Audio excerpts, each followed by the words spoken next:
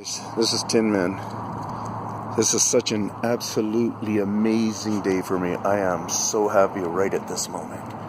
I am showing you guys, I brought to you guys, I don't know, let's say 10 months later, maybe a year later, evidence that just is going to blow your mind here. So just watch this and listen. At the very beginning of another video, the thumbnail, I believe, is this shot. Is this tree. I've been back to this tree. I helped save a dove, and I think I told the story of it, but my camera failed.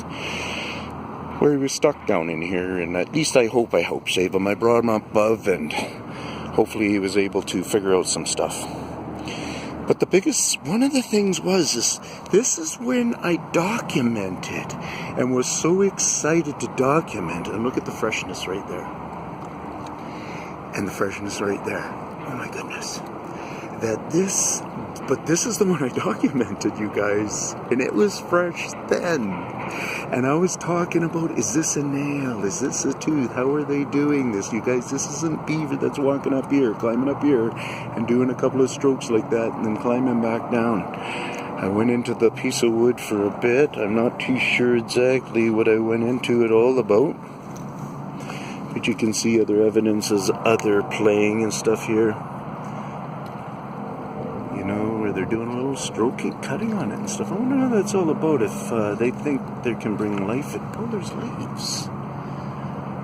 Ah, interesting. So this tree is still flowing with growable life at the same time, so that might have been just a little tester to see how the wood's doing there. Could be as simple as that. Curious minds always want to know, right? So maybe there's a slew of guys that walk these areas, and it doesn't mean every one of them is going to test, but it doesn't mean not more than one, two, right? So I'm just really excited about this, you guys. At the same time, I'm putting out a video of worry, because I can see where they've scored on our foundation over here. And what they're doing, I'm trying to get it, make sure it's kind of focused there. What they're doing is they're not being very fair. Might even be able to make it out. Somewhere would be somewhere in the center, and it's actually going through the moss there a bit. And then I show a couple of other spots where it looks like, to me, and I'm pretty educated in these guys' claw marks, that they've been doing stuff on this one. And now that I look out over there, where it's harder and further to get to and stuff, I'd actually like to see that stuff out there. See all those marks there? Because what happens here is, when the water is able to get to the steel, that's the big problem. So there's a lot of steel in there, but the water doesn't just sit here and saturate that concrete. It's actually held on the outside of the concrete. But if you start putting cracks or fracks or any kind of drill marks or anything like that, now that's got a place where water can chase in and start then trying to penetrate other parts of concrete, or at least get to a piece of steel.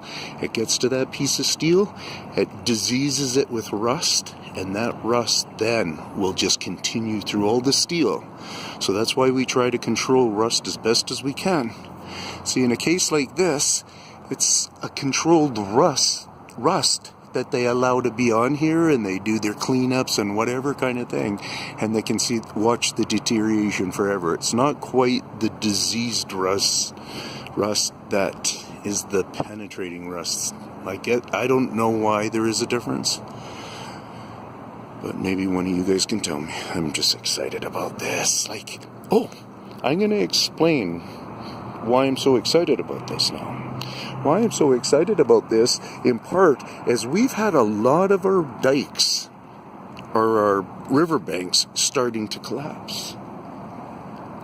Where's our big one here? I'm going to go right over here, so hold on for a second. Before I get over there, though, look at this rock, and I can feel it's all in a way that it's like it's being cleaned and chipped away, and this looks like just where it's been aged in the mud or something like that. And then this is all, it might be a good rock to break rock on, I'm not sure. I think I remember seeing this rock kind of here before. Interesting.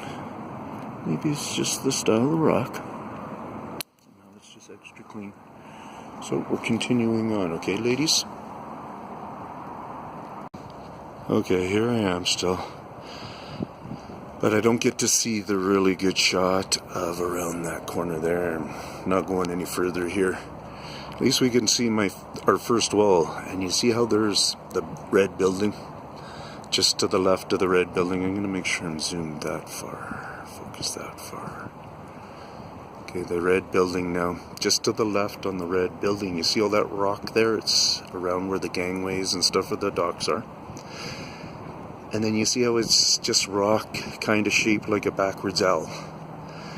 And then there's green in the patch above it, and then all that brown and green along to the left to this pier that we see here. Okay? Well, that bit of rock that's there, that is the real dike accumulated there. Different rock, because it's been switched around so much. But different rock. But still up the same wall and stuff like that. Well, wherever you see the green, it's been picked out where there's hardly any rock there, and that goes along for the whole face of that dike through a certain 100 feet or so. And from that video that you'll be watching of mine around this time and stuff, you'll see that even this rock here has all been modified to some degrees. Changed around. New rock. Maybe that white one's new there. I don't know. I'm not recalling really. But we do have beautiful pictures. It's all just beautiful stuff, guys. So we just got to figure it out before I get too corny.